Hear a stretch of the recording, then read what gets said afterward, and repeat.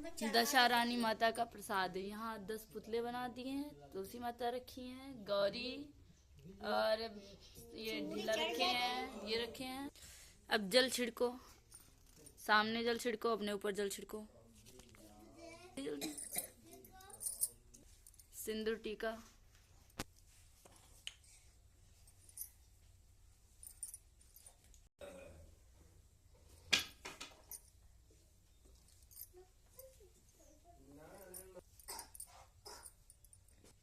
फूल चढ़ाओ, घी गुड़ लगाओ।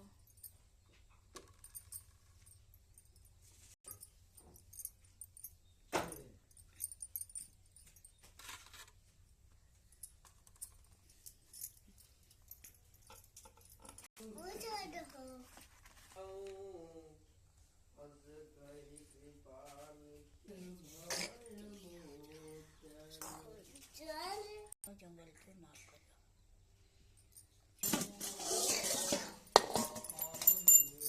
देखो कटरी है।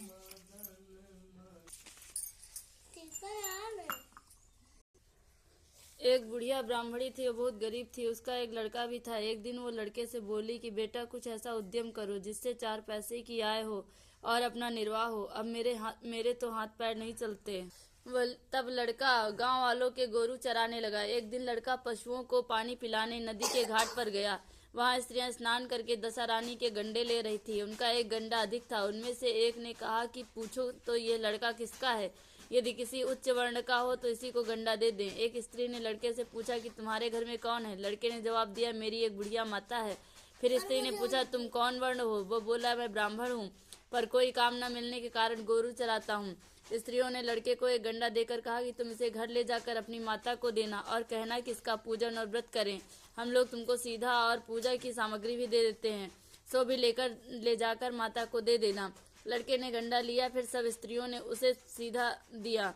लड़का सब सामान गठरी बांधकर घर आया। उसने दरवाजे से ही माता को पुकार कर कहा कि गठरी उतार ले, बोझ से मरा जाता हूँ। माता दौड़ी आई, गठरी का सीधा उतार कर वो बहुत खुश हुई। उसने लड़के से पूछा, सब कहाँ से लाए हो? लड़के ने बुढ़िया से सब हाल कहकर दशा रानी का गंडा भी उसे दिया।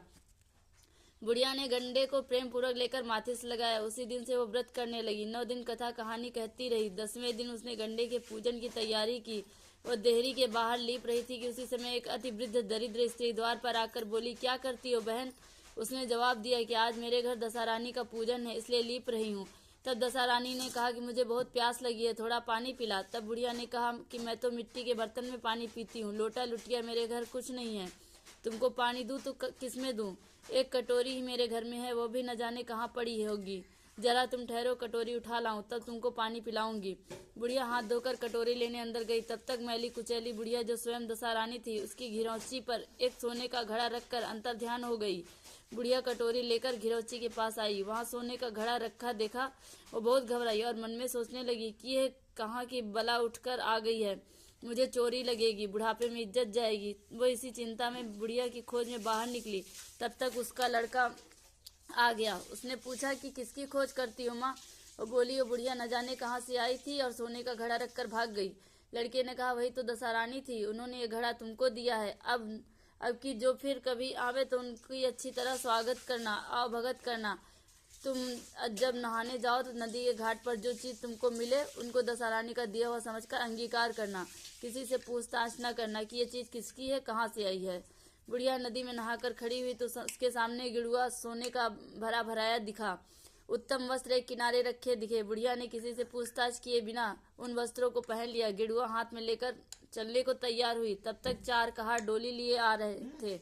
आ पहुंचे। बुढ़िया से बोले, डोली तुम्हारे लिए आई है, इसमें बैठकर घर चलो। बुढ़िया डोली में बैठ गई और देखती क्या है कि जहाँ उसकी टूटी फूटी झोपड़ी है वहाँ कंचन के महल खड़े हैं। बुढ़िया ने महल के भीतर जाकर श्रद्धा और भक्ति पूर्वक दशा रानी के गंडे की पूजा की और अंत में हाथ जोड़कर ये वरदान मांगा कि महारानी, जैसे तुमने मुझको ये संपत्ति दी है वैसे ही मेरे लड़के का विवाह हो जाए, तब ये सब शोभा दे। कुछ दिनों बाद लड़के का विवाह हो गया और बहुत ही सुंदर सुशीला बहू घर में आई। तब बुढ़िया ने दशा रानी से दूसरा वर मांगा कि जैसे मेरे बहू बेटा है वैसे ही नाती पोता पाऊं। कुछ दिनों बाद बुढ़िया के लड़के को भी लड़का हो गया। एक दिन बुढ़िया ने बहू को समझाया कि मेरी ये सब संपत्ति दशा रानी की दी हुई है, उन्हीं की कृपा से तुम भी इस घर में आई हो। यदि मैं मर जाऊं और कभी एक मैली कुचैली बुढ़िया तुम्हारे घर आए तो उसका विनय पूर्वक स्वागत करना। यदि उसकी नाक बहती हो तो उसे आंचल के कोर छोर से पोंछना, घिन नहीं करना। प्रार्थना करना कि हे माता, ये सब आपका ही दिया हुआ है। जब कभी दशा रानी के गंडे पड़े तब उनको अवश्य ले लेना और श्रद्धा पूर्वक उनकी पूजा करना। जब कभी तुम पर कोई संकट पड़े तब सुहागिनें न्योतना। दशा रानी की कृपा से तुम्हारी सब इच्छाएं पूरी होंगी। कुछ दिनों बाद बुढ़िया मर गई। तब दशा रानी ने सोचा कि अब चलकर देखना चाहिए कि वो सास के वचन को कहाँ तक पालना करती है। अतः वह एक वृद्धा भिखारिणी का वेश धारण कर उसके पास घर आई। उन्हें देखते ही बहू उठ खड़ी हुई, पांव पड़े, दंडवत की और बालक को उसको गोद में डाल दिया। उसकी ऐसी श्रद्धा भक्ति देखकर दशा रानी ने आशीर्वाद दिया कि तेरी धर्म बुद्धि है तो भगवान सदैव तेरा भला करेगा, भंडार भरपूर रहेगा, कभी किसी बात की चिंता तुझे न सताएगी, जो इच्छा करेगी सो फल पाएगी। दशा रानी ने जैसी कृपा दृष्टि बुढ़िया ब्राह्मणी पर की वैसी ही अपने सब भक्तों पर करे। कथा के श्रोता वक्ता सभी का कल्याण। बोलो दशा रानी माता की जय।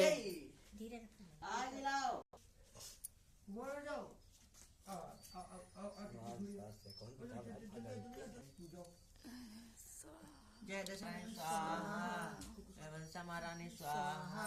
कई काय